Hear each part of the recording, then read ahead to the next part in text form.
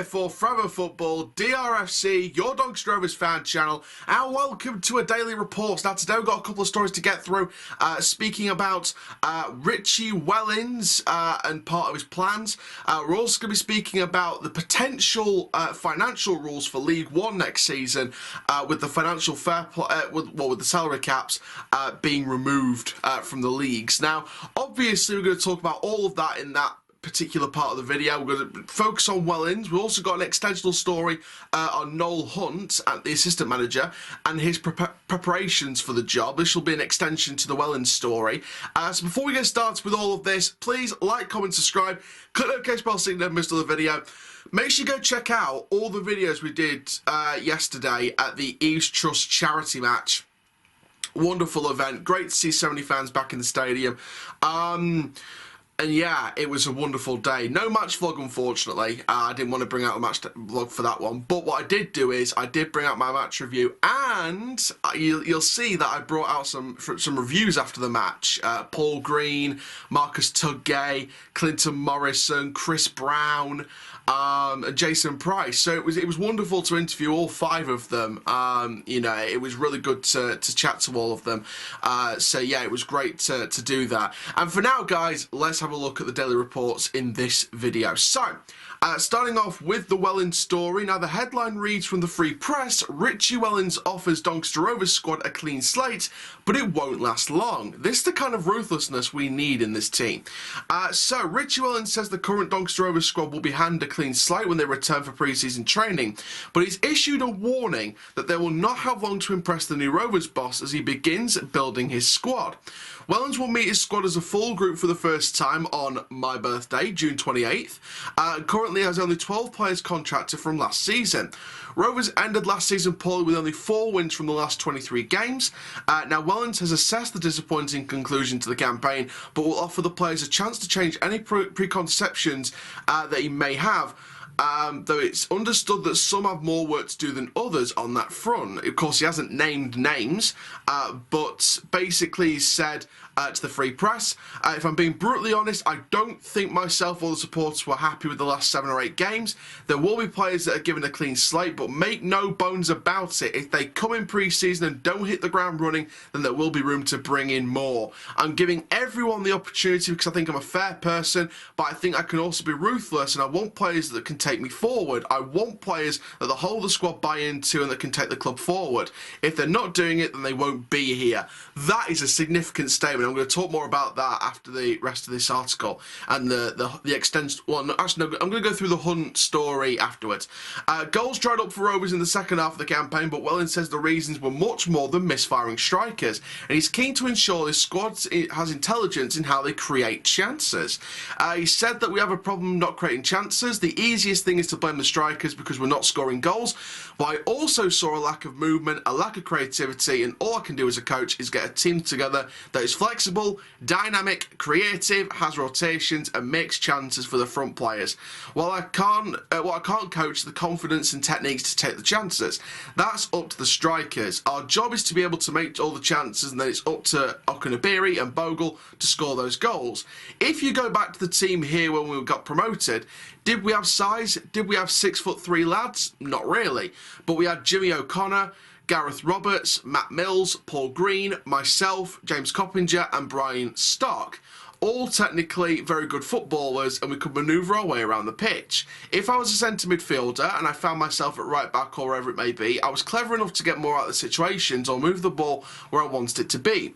First and foremost, I'd have to have a football brain. If we can add pace, power and creativity to that, then we'll have a good team. And I think this is a very, very crucial story today. We are going to go through the extensional story surrounding Noel Hunt and how he's had to prepare for his role at Rovers, but it has been interesting to see this article come out and to see Wellens say, well, basically, if you don't hit the ground running, you're out of here.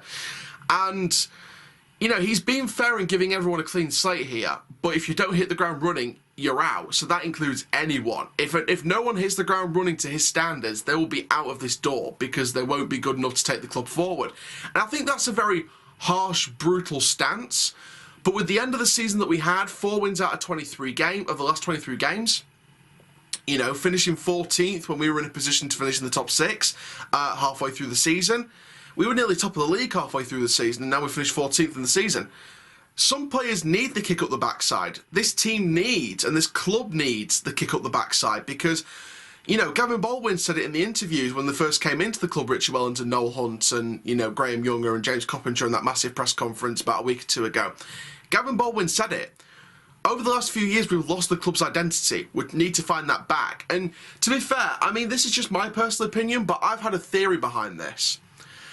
I think when David Blunt stepped in as chairman in 2014, when, you know, the likes of Gavin Baldwin stepped in, obviously they weren't, you know, football people. I think we all know that publicly. We all know they're not football people. You know, David Blunt was the chairman of Keepmoat Homes. Gavin Baldwin was, you know, in charge of the Dome at one point. So they weren't football people, you know, they weren't really a knowledge about football. But they knew a lot about Doncaster. They knew what Doncaster meant to them. And, you know, that's one of the advantages of stepping in. But I think what they, over the last few years, you know, we're going back to the times of Paul Dickov as manager, tried to do it with Darren Ferguson, Grant McCann, Darren Moore. And what we tried to do here is we tried to find a way of going through. But I think the board just made risky decisions that kind of led to Championship to League 2 in the space of 3 years, led to almost getting promoted on a couple of occasions, the collapse halfway through this season. You know, they admitted they lost the club's identity over the last few years, and I think it was clear to see when they stepped in that they need to get their feet under the table as chairman and chief executive respectively.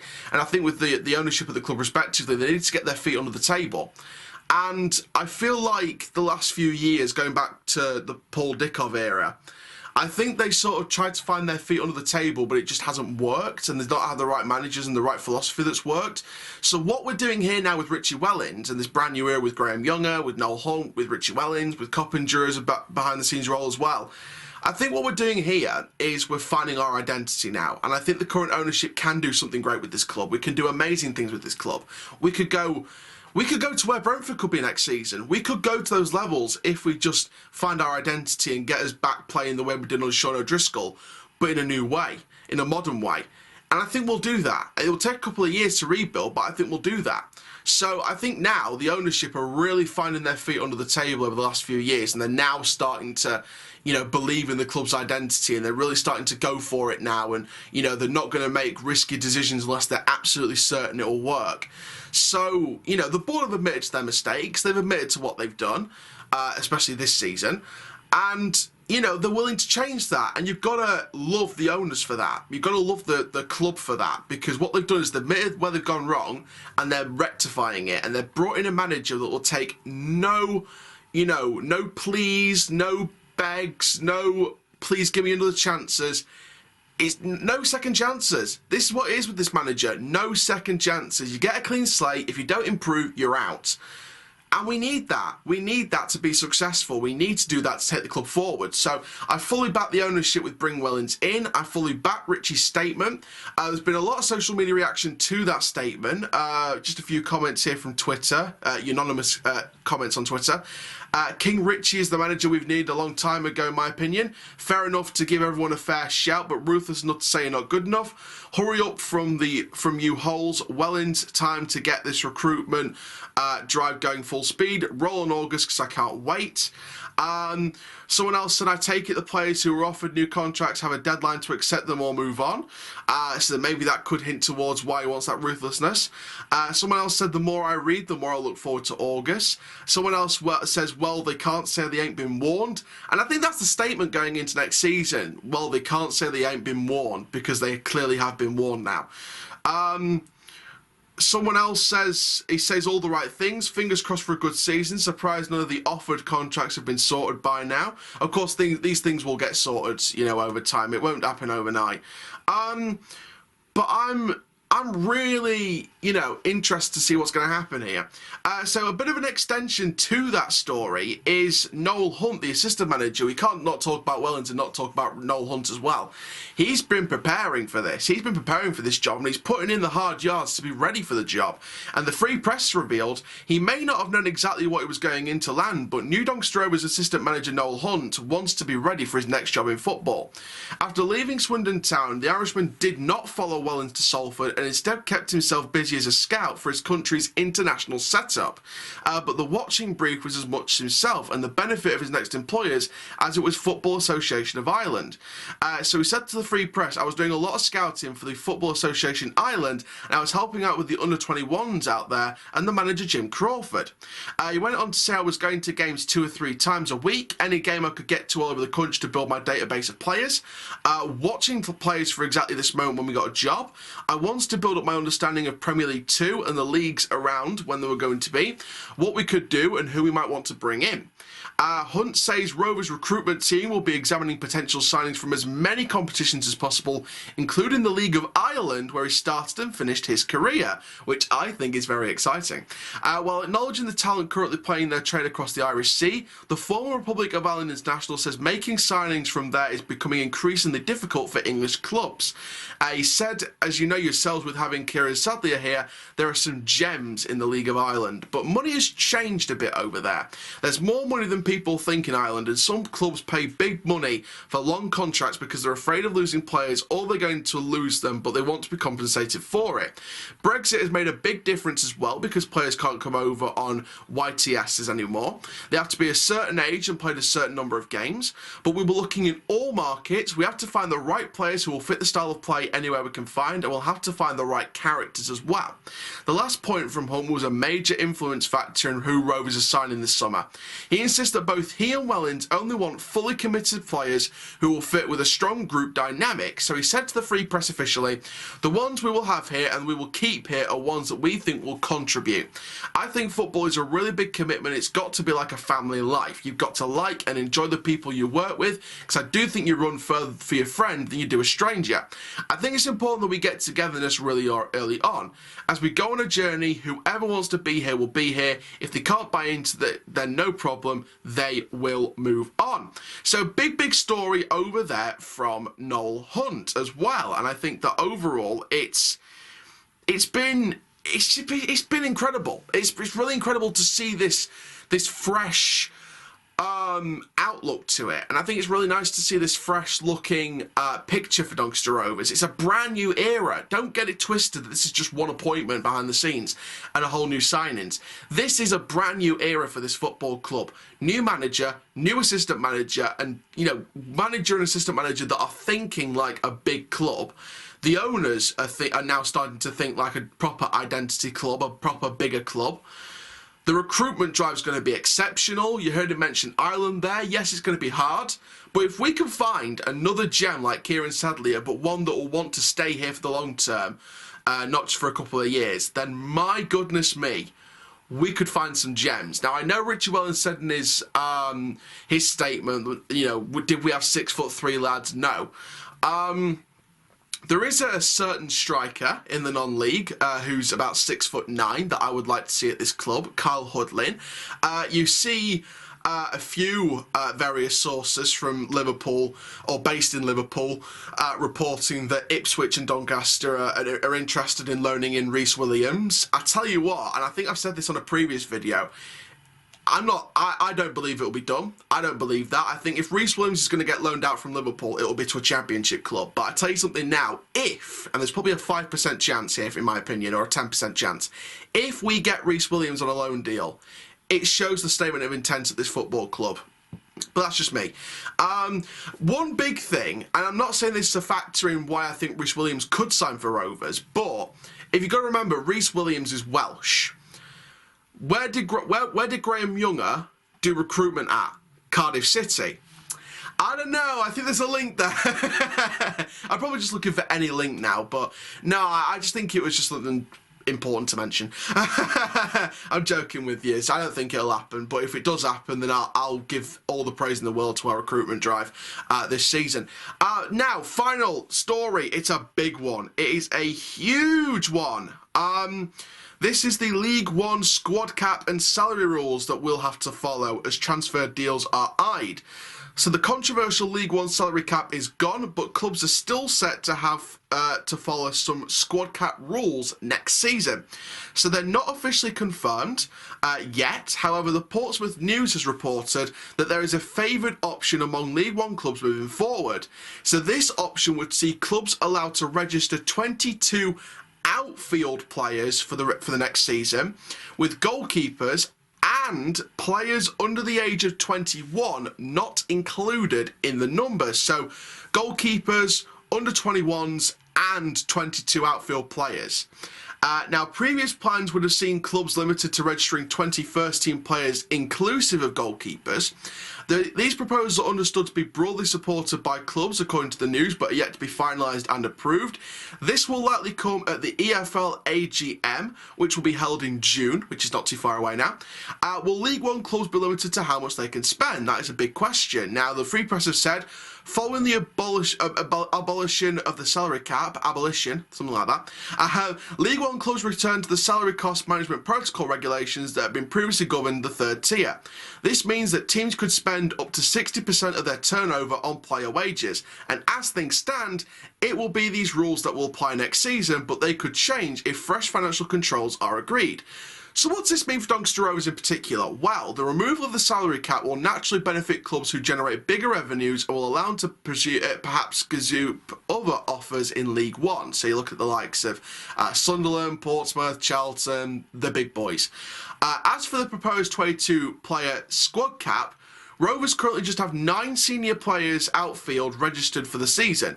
Tom Anderson, Andy Butler, Cameron John, Charlie Seaman, John Bostock, Ed Williams, John Taylor, Omar Bogle and Fajiri Okanabiri. So even if the out-of-contract quartet, James, Wright, Halliday and Lakilo all agree to remain at Rovers, there'd still be plenty of room for new additions should these rules come into play. Jones, Horton and Greaves, both aged 20, would be, well, Greaves and Horton aged 20, but Jones as well, because he's a goalkeeper, would be exempt from the squad cap, and Hassani at the age of 18 would also be exempt should he remain under contract. So I really do think that there is definitely room to grow here for Rovers, and there's definitely room to build up their squads. And I think that, you know, I mean, I think when Wellens comes back from his holiday, I think hopefully, fingers crossed, we'll get some new signings over the door in the next few weeks. Whoever that may be, we don't know. I'm sure we'll be looking at some targets behind the scenes now. I'm sure, you know, Graham Young is working behind the scenes 24/7 looking for new players and scouting new players. Noel Hunt said that they'll be scouting new players, maybe looking at different competitions, so maybe that's a hint towards looking outside of England, even though it could be difficult. I said to you in a previous video, and I forgot to say it was the wrong age that I said. I said he was 20, he was 25. Mikkel Meisgaard from Strømsgodset in the Danish Premiership. If it was not too difficult to get that guy, he'd be a perfect attacking midfielder signing for me personally. I'm sure there's other players out there that'd be great to sign. I mean, you know, Jack Payne, I'm sure he's, you know, there's a lot of, you know, news reports saying that he's linked with us. Whether that's true or not is plain to see. But I think Jack Payne would be a great addition to the squad. I think there's other players out there that we could sign. I think there's loads of great players. I've had a look at loads of different leagues, and you know, I think Sheffield Wednesday will feel very hard done by not to have kept Matt Penny, and Rangers if they're not keeping what's his name, Bassey, I think it is. There's a few Rangers players in that squad that I think would be good signings. I think there's a few Rangers players that I think could be great signings. I think that Rangers have got an exciting squad. And again, it's that whole thing of Ireland again, of can we get them over? I think Celtic's got some good players. Probably not Scott Robertson again, but I think Celtic's got some good players. I think there's other sort of leagues in Europe that would be great to sign players. Spain, I'm sure they can bring over some players. Obviously, we have Roger Gomez. Obviously, he's been released now. But I think we could bring in some Spanish players if we wanted to. Look at Portugal, maybe get League One's Bruno Fernandes. If there's any stat guys or statistics or analytics guys out there that can do any like deep research into like Bruno Fernandes type players for League One out there in the world, then please message me on my socials. The links are in the description down below. Message me and give me all the stats, because I want to find some players. I want to sort of make a dream transfer list. I want to make a dream transfer list. I want to find some stats. I want to find some facts about these guys. I want you guys to get involved here. Come and to my social media links and find me some gems out there in Europe, in the UK, in Ireland, in Scotland, in Wales, even the Welsh Premiership. Find me some gems that would be great for this side. But you've got to remember, Wellens is looking for football intelligence and a football brain. Dynamic attacking players in all positions. So please, please, please, message me on my social media links, give me all the stats, give me all the data sheets for all these players, and give me the names, because I want to drum up a dream transfer list of your choices and my choices. But there we go, guys. Thank you very, very much for watching this video. Make sure you like, comment, subscribe. And for now, I'm Aaron Chandler from Forever Football, DRFC, keep living the Rovers life, and that, my friends, full-time Rovers side die. Thank you very much. Rovers till I die, and Rovers